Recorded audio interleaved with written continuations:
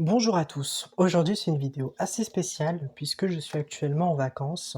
Donc pour l'instant, j'essaye d'attendre mes parents qui sont allés à la piscine et je voulais vous en parler parce que ça concerne peut-être beaucoup de personnes que je pense qui sont TSA, donc autistes, et qui souffrent du spectre et qui en effet peuvent avoir cette impression de ne pas appartenir à son propre corps, ce décalage entre les autres et soi, et aussi je dirais même le stress ou une anxiété dévorante, de peur pour passer comme un extraterrestre. Et j'aimerais aussi parler de l'interaction entre son corps et le corps des autres, qui est aussi très, très compliqué. Donc j'essaye de faire cette vidéo pour, relativiser parce que, normalement je devrais être à la piscine, mais comme j'avais vu qu'il y avait fortement du monde et que je déteste être collé, en tout cas être touché, ça me répugne. Ça me donne un sentiment d'insécurité et en tout cas d'inconfort, et je n'arrive pas à contrôler mes gestes et mes mouvements puisque, par principe, c'est quelqu'un d'autre qui peut exercer cette pression que moi je n'ai pas.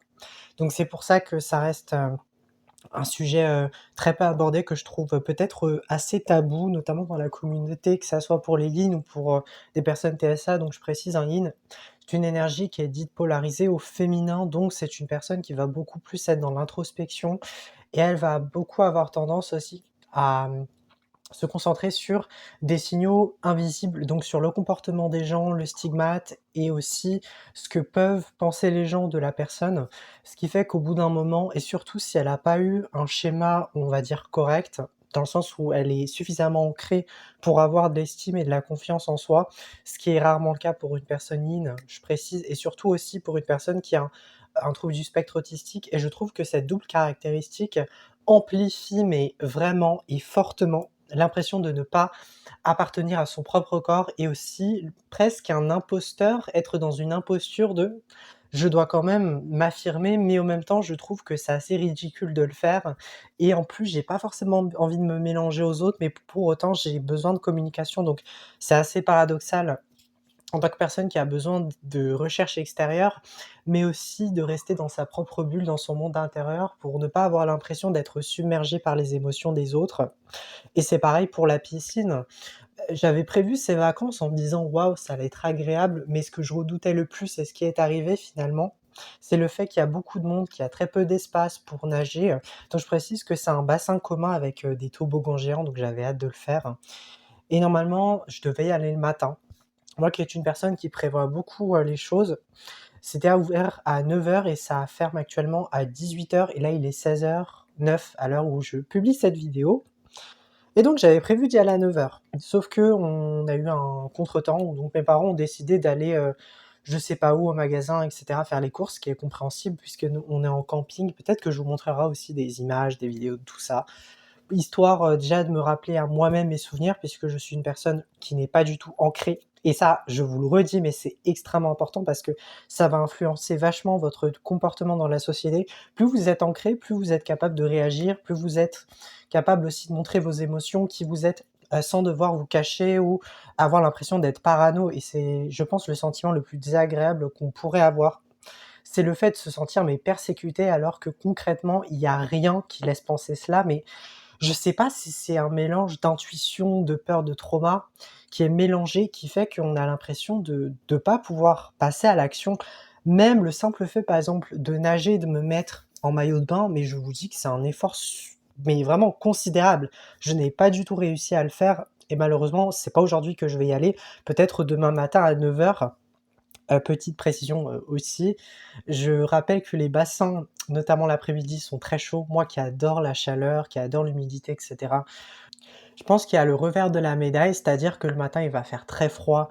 Donc pour mon corps aussi, là, il va supporter, mais autant, à y aller le matin, avoir personne, à ma vue, ne pas être collé, avoir suffisamment d'espace pour nager, pour appréhender déjà le lieu, sachant que je suis une personne qui voyage très peu, donc déjà le fait d'y aller ailleurs, en Bretagne, où, clairement on n'est pas dans la ville, donc d'un côté ça me soulage, mais d'un autre, il y a toujours l'anxiété qui va avec, malheureusement.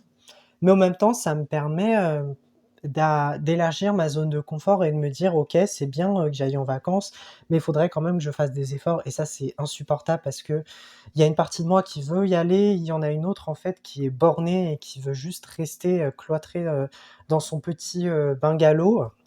en camping et qui veut juste dessiner et faire ses loisirs comme à l'ordinaire. Mais je sais pertinemment que c'est des vacances, donc il faut que j'en profite, sinon en fait, je vais regretter. Et je le regrette déjà, hein, d'ailleurs, hein, parce que là, mes parents et mon petit frère sont partis, pendant que moi j'essaye d'attendre, du faire, en tout cas du mieux que je peux pour essayer de m'occuper. Donc j'ai fait un petit dessin sympa représentant la plage, je m'excuse, le bassin, puisque on n'est pas à la plage, hein. Il y a un mini parc de loisirs ici aussi. C'est assez, sous-coté, je trouve, comme endroit, par rapport au camping de l'année dernière dont je vous ai, fait un petit update. C'était catastrophique. Là aussi, c'est un peu mitigé parce qu'il y a eu quand même des événements qui sont passés, donc je sais pas si la Bretagne et moi, on est indifférents, mais je pense que dans mes vies passées, on n'a pas été très, très amis. Blague à part, pour ce petit dessin, j'ai essayé de représenter une nature idyllique et bien sûr, mon monde autiste fait qu'il y a personne sur le dessin mis à part, un homme en maillot de bain sur un transat allongé. Donc c'est censé représenter la vitalité, la plénitude, le calme dans un environnement aquatique, qui est d'ailleurs une bulle, une zone de confort pour moi puisque l'eau représente cette fragilité et ce côté, très éphémère, très limpide et paradoxalement, c'est ce que je recherche puisque je suis une personne qui peut être, polarisée comme, seule, un peu, renfermée, mais qui a quand même, bon, je dirais au fur et à mesure de ma vie, j'ai pu apprécier cette solitude et je m'en f suis fait un ami et c'est ça le problème, c'est que malheureusement maintenant, j'ai l'effet inverse, c'est-à-dire que je vais de plus en plus avoir mal à m'ouvrir aux autres parce que je me suis tellement, mais complet dans cette souffrance, que si j'enlève cette souffrance, mais en fait, je me dis: «Mais qui je suis au final?» Et c'est ça qui est en train de m'arriver. C'est pour ça que mon ego là, en fait, il veut tenir les restes de ce qui me reste dans mon âme, dans mon esprit, et j'aime beaucoup, le la répétition du mot «reste» parce qu'au final, ça a quand même une substance, mais en même temps, ce n'est rien du tout. C'est juste, des morceaux de détritus qui doivent être de toute façon jetés, mais je sais pas pourquoi mon inconscient ne veut pas le sortir. Et c'est pareil pour le rapport au corps. Alors là, je pense que c'est depuis tout petit, mais je pense que comme je suis pas suffisamment incarné en tant que personne, yin ou autiste, mon corps, je l'apprends de manière différente et quand je vois le corps des autres, surtout des hommes, le corps des femmes, encore ça va, même ça reste compliqué, mais non, quoique, non, le corps des femmes, je suis très à l'aise en tout cas avec les femmes, parce que forcément je suis pas du tout hétérosexuel, donc je n'ai aucune attirance envers elles. Je peux les apprécier et cetera. Je peux dire que voilà, elles ont des belles formes et cetera. Bon, bref, mis à part, j'ai pas envie, voilà, de me faire un peu bannir sur YouTube. Mais par rapport aux hommes, là aussi, ça reste, très, très compliqué. Limite, je ne pourrais pas du tout, regarder le torse nu de quelqu'un parce que comme je suis gay, donc je suis attiré, romantiquement et sexuellement, même si le problème sexuel est beaucoup, en tout cas, j'essaye de le refouler au maximum parce que je me dis que je suis pas une personne qui va avoir cette maturité émotionnelle pour prendre les devants déjà par rapport à un ou une, qu'est-ce que je dis? Je suis très fatiguée aujourd'hui, désolée. C'est mon TDAH, hein, et mon trouble autistique, qui me répondent comme ça. Mais si je décide d'approcher quelqu'un, un homme, déjà me confier amoureusement en lui disant: «Je t'aime», ça va être un énorme problème pour moi parce que ça va me faire sortir de ma zone de confort, mais d'un pas. C'est comme si je sortais d'un avion et que je suis propulsé dans le ciel et que je sais pas où je devais atterrir. C'est exactement la même image que j'ai en tête là, qui me vient un instant, dans l'immédiateté. Dire: «Je t'aime», c'est un problème et en plus, si je dois, faire un bisou, vous voyez après, la suite, dans la logique des choses, pour moi, c'est impossible. Mais en même temps, je ressors une forte attraction et c'est ça le problème. C'est que d'un côté, je disons que, ouais, j'ai un rapport au corps qui est ambivalent. J'ai un côté hyper sexualisé dans le sens où j'ai besoin de ressentir du désir, ouais, c'est un peu viscéral, mais ça répond à une problématique de non confiance en moi et donc si je m'apporte le besoin qui m'est nécessaire pour moi par le plaisir, la masturbation et cetera, donc là, je me réfère beaucoup aux troubles puisque j'en ai, que ça soit sexuel, les addictions à l'imaginaire, l'addiction aussi, alors c'est pas vraiment une addiction, mais je la considère ainsi parce que ça va être de camoufler certaines parties de mon corps, au risque d'être vu par une personne, tierce, hein, que ça soit des enfants, des adultes, peu importe, les catégories sociales, l'âge. À partir du moment où une personne me voit en maillot de bain, torse nu et qu'on voit mes boutons parce que ça aussi, malheureusement j'ai pas pu, prendre rendez-vous chez ma dermatologue. Ça fait extrêmement longtemps. Déjà par flemme, je vais pas vous le cacher parce que c'est hyper loin de chez moi et ça me demande un effort considérable pour, marcher et j'ai pas en fait, je me suis pas permis de me dire que mon corps a une valeur. Donc c'est comme si je me disais en fait, va et va et va et au bout d'un moment, lui, mon corps, il va me dire: «Non, là, tu as fait en tout cas, là, tu as fait assez, il faut quand même que tu prennes soin de toi». Mais moi, malheureusement, je marche beaucoup, à l'urgence. C'est-à-dire que lorsque c'est inévitable et que, par exemple, il m'arrive d'avoir de l'acné partout, c'est là où je vais y aller chez le médecin. C'est pas, quand il y a un bouton, quand il y a 2 boutons parce que je vais me dire: «Ah mais c'est rien, il faut que je laisse, c'est pas grave». Sauf que c'est ça le problème. L'immense majorité de ce qui m'arrive, c'est à cause du fait de pas, à prendre au sérieux ce que mon corps m'envoie, en tout cas comme signaux.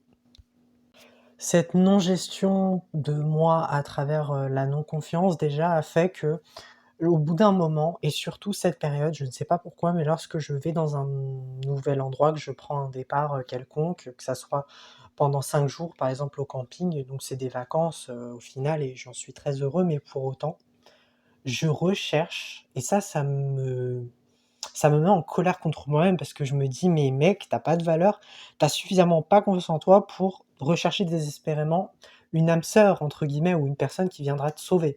Alors que je sais que rationnellement, c'est totalement faux, mais je ne sais pas pourquoi. Mon cœur s'y accroche comme si j'allais mourir du jour au lendemain et comme si c'était une question de survie même.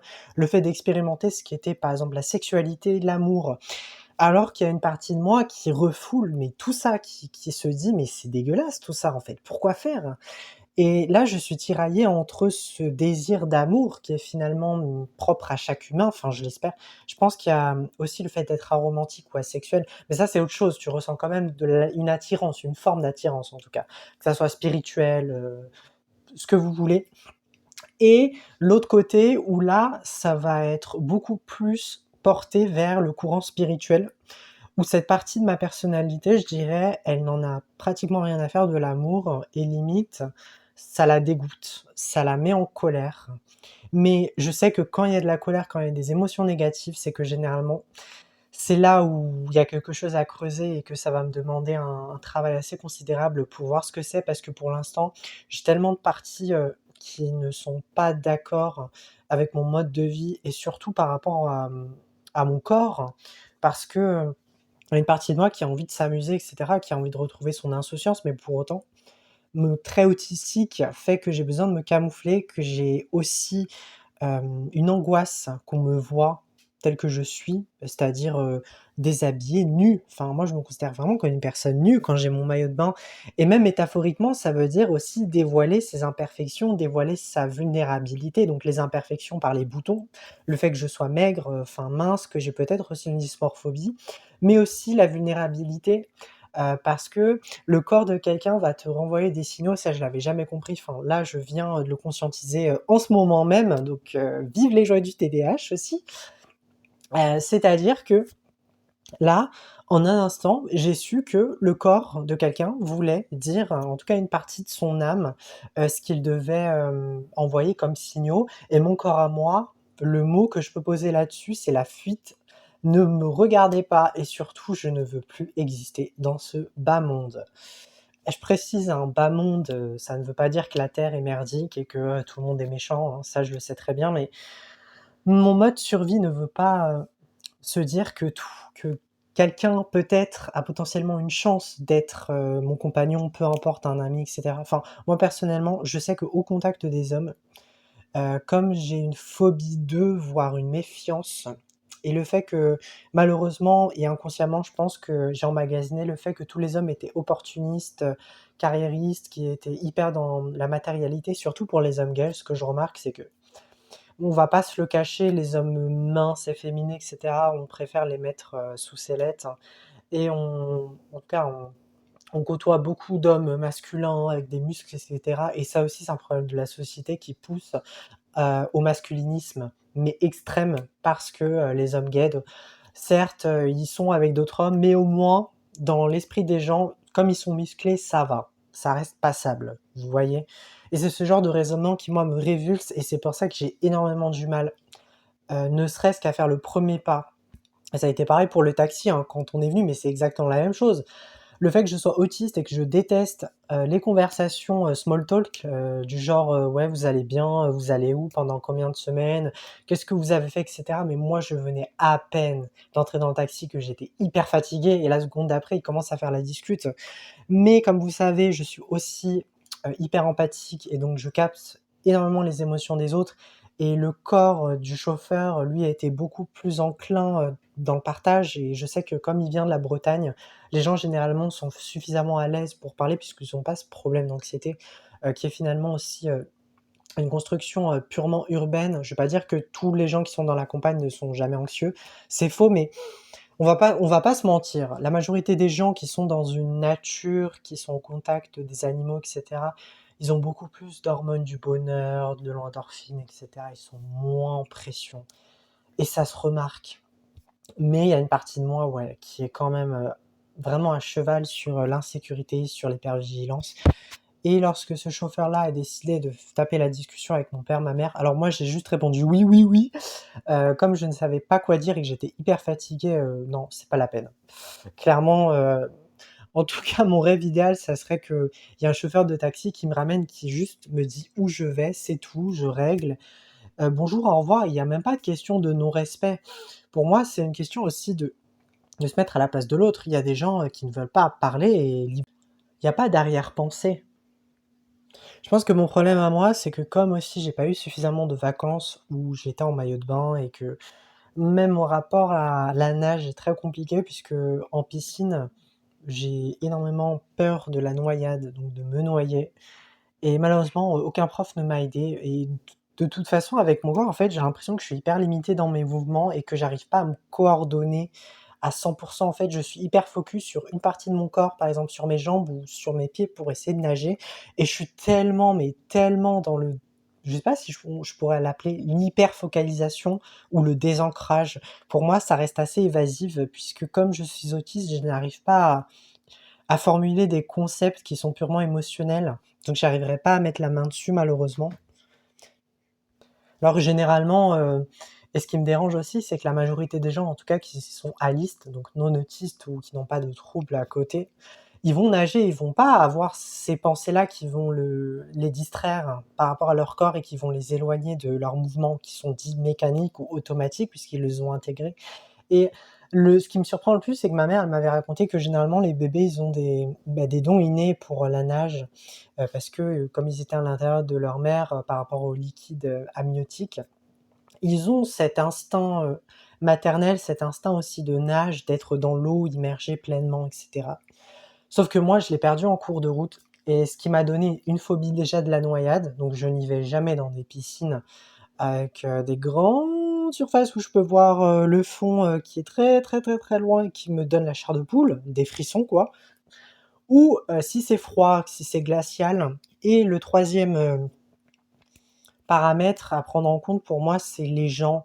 Le fait d'être collé, de pas suffisamment avoir à me reposer et de finalement plus être stressé que reposé et c'est ça qui me conditionne énormément dans ma vie et je sais que c'est un frein, je sais aussi que c'est un poids. Même mes parents me l'ont fait remarquer, ils m'ont dit: «Ouais, profite et cetera».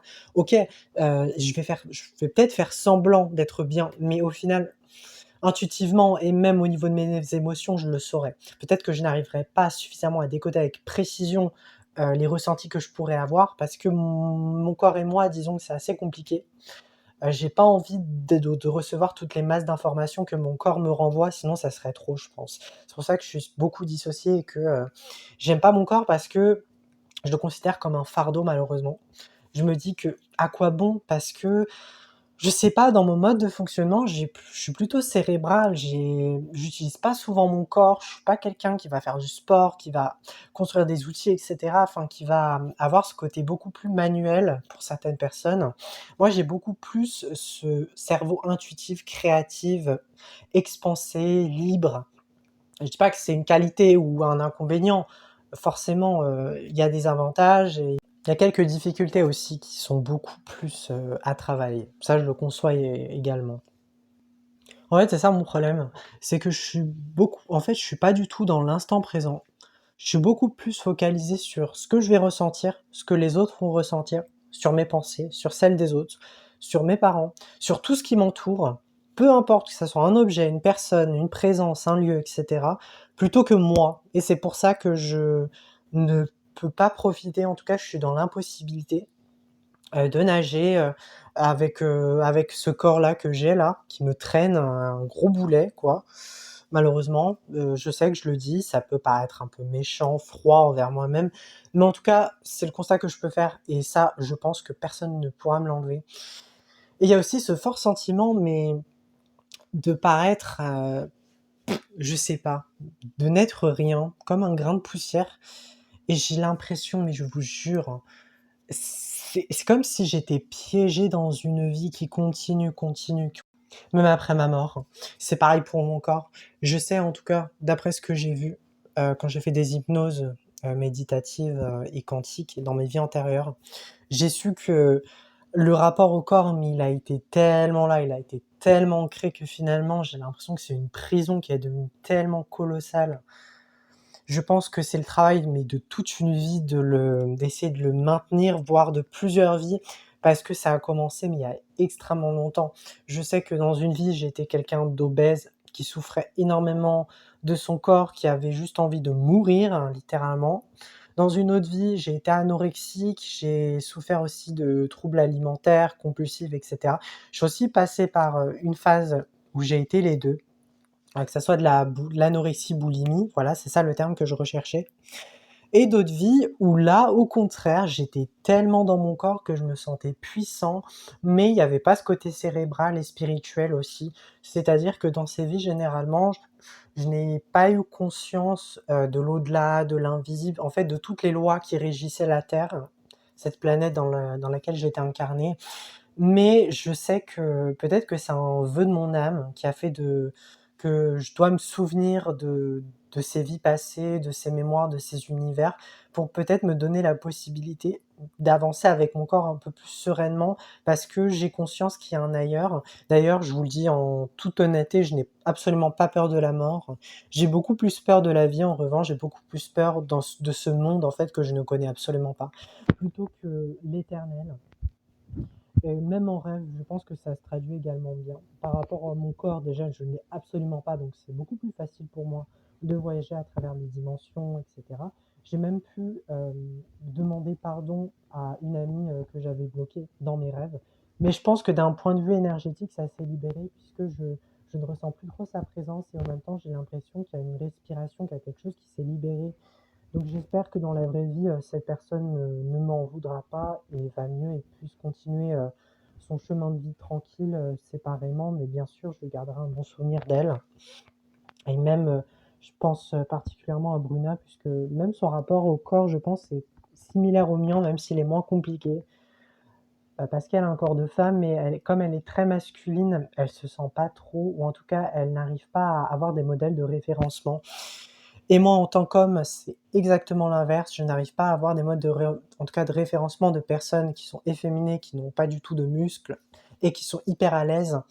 Je ne parlerai pas, tout ce qui est, je vais pas dire bad boy.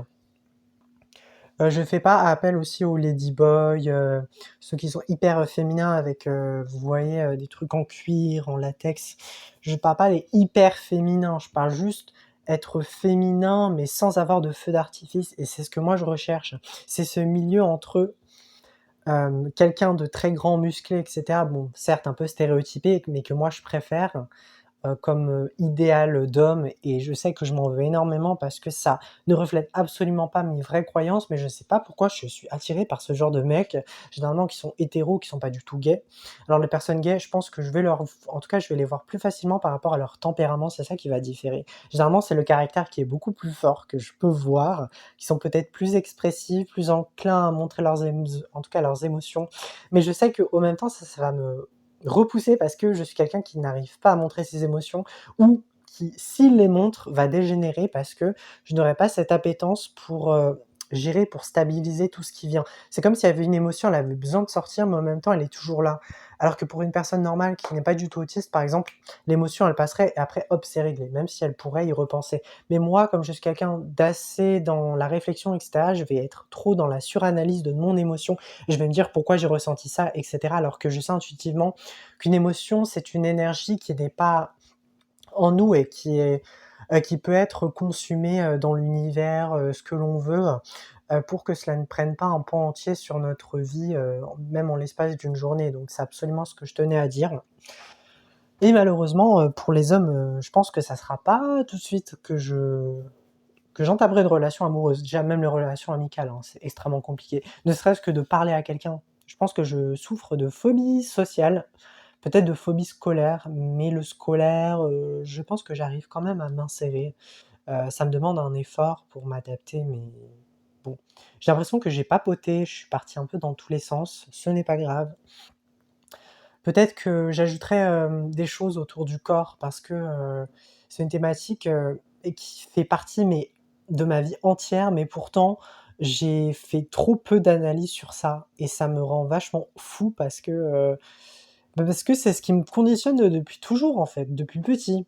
Je pense que c'est à partir de mes 5-6 ans que j'ai eu cette réelle conscience d'avoir un corps. C'est pour ça que ça me déstabilise et que ça me rend mal à l'aise parce qu'avant j'y avais pas fait attention, mais à cause ou heureusement, j'ai envie de vous dire selon les points de vue, à cause du fait d'être adolescent, d'être confronté, au regard des autres, de se comparer aussi aux autres garçons qui ont des muscles, qui ont une façon de se comporter différemment, et cetera. Là, je me dis: «Waouh, il y a un problème quand même». Parce qu'avant, moi, j'étais souvent dans ma tête, enfin, je le suis actuellement aussi, mais un peu moins.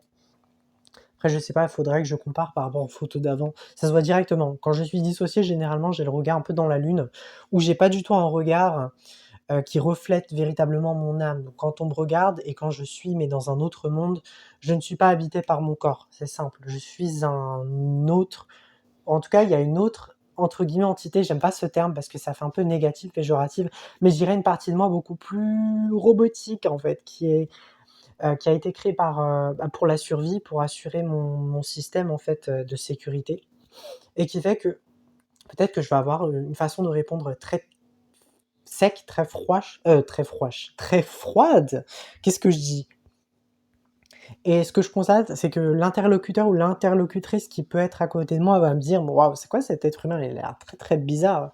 Ou au contraire, je peux être hyper dans le moment présent, mais là, en tout cas, quand je passe d'une phase de dissociation à une phase, d'ancrage, mais hyper violent, ça fait que je vais être submergé et là, je vais péter un câble. Je vais soit passer par des crises d'euphorie, de colère, et cetera. Les gens vont pas comprendre, ils vont se dire: «Waouh, qu'est-ce que c'est que ce changement de personnalité?» et cetera. Mais non, c'est pas un changement de personnalité, c'est juste une adaptation. Comme je suis hyper, en tout cas, je reçois beaucoup les captations des énergies et que je suis beaucoup dans mon monde intérieur, il m'arrive que j'essaye d'extérioriser tout ça et donc d'être dans le monde réel pour me recharger et en tout cas ensuite pour repartir dans mon intériorité, et cetera. C'est comme un cercle vertueux, vicieux, qui se mélange parce qu'il y a quand même des effets positifs et négatifs, et cetera. Mais en même temps, ça me donne l'impression d'être dans plusieurs univers et finalement, là, je vous dirais que je suis dans un univers parmi tant d'autres, parce que je n'ai pas cette notion de temporalité, de dimension que peuvent avoir les humains. Et c'est pareil pour le rapport au corps, hein, je vous parle également de ça, en tout cas c'est le sujet principal, même si j'aime bien dériver sur d'autres sujets parce que ça donne d'autres possibilités et ça ouvre beaucoup plus sur, des champs d'ouverture et de conscience qui sont considérables. J'aimerais traiter, mais vraiment tous les sujets dans cette vie-là, mais je sais que ça sera impossible. Il y a quand même des thématiques, de prédilection que j'aime beaucoup, que ça soit le rapport corps-esprit avec l'âme, le fait, d'être incarné dans des dimensions, beaucoup plus subtiles, beaucoup plus, supérieures ou au contraire inférieures. Alors là, franchement, je ne veux plus jamais me réincarner là-bas. J'ai eu des mauvaises expériences qui se sont passées. En tout cas, j'ai des bribes d'images, très négatives qui me traversent l'esprit. Le fait que je sois pas connecté à mon corps suffisamment, ça fait que ces mémoires inférieures vont se greffer, et vont, comme un vampire énergétique, m'aspirer, mais toute mon âme. Ce qui fait que, bizarrement, j'aurais ce sentiment de pas, en tout cas d'avoir déjà vécu la même chose et ça aussi c'est dû à mes vies antérieures puisque généralement l'expérience est la même, mais dans un contexte différent, dans un scénario qui est réajusté, on va se le dire comme ça. Alors avec un autre temps, donc ça se trouve qu'à l'époque, voilà, j'étais quand même en maillot de bain, mais j'étais avec un chapeau, voilà, j'avais la grande classe, hein. J'étais pas avec mes vêtements, mon jean et cetera. Enfin, à la mode, c'était très, très peu, comme ça, la manière de s'habiller. En tout cas, ils me verraient de manière très, très bizarre, hein. Qu'est-ce que c'est que cette énergumène? Mais disons que la thématique est souvent la même. Et là, j'ai l'impression que je réunis mais toutes les thématiques que j'ai pas pu traiter dans mes vies antérieures, ce qui me saoule. C'est même pas le rapport au corps, c'est aussi, la timidité, l'anxiété, en fait, toutes les corrélations qui vont avec et qui sont dites négatives et qui, peut-être à la fois en tout cas me rassurent parce que je suis dans mon monde, j en tout cas, j'ai beaucoup plus de dureté. Je suis beaucoup moins influençable aussi, ça a un effet positif, mais les autres m'insécurisent au plus haut point et c'est ça que je dois travailler dans cette vie-là. Je pense que je vais m'arrêter pour aujourd'hui. J'espère que cette petite, moyenne ou grande vidéo vous aura plu. Je me sens pas très bien aujourd'hui, j'ai l'impression que mes énergies, elles fluctuent et c'est ça, hein, qui est hyper dérangeant, même au niveau de ma coordination de ma voix, je parle de manière beaucoup plus rapide qu'en temps normal et ça me déstabilise. C'est tout pour aujourd'hui. Je vous montrerai également, ce que j'ai fait, donc peut-être un petit carnet de voyage sur mes dessins. Actuellement, j'en ai fait un, peut-être que j'en ferai plusieurs. C'est tout. Je vous mettrai, des vidéos juste à côté, de la vidéo prochaine qui sera un petit update concernant mes vacances. Donc là, c'est le premier jour, il reste encore 4 jours. Peut-être qu'il y aura des choses positives ou peut-être que ça sera exactement la même chose, mais ça, je vous le dirai dans une prochaine vidéo. Bye!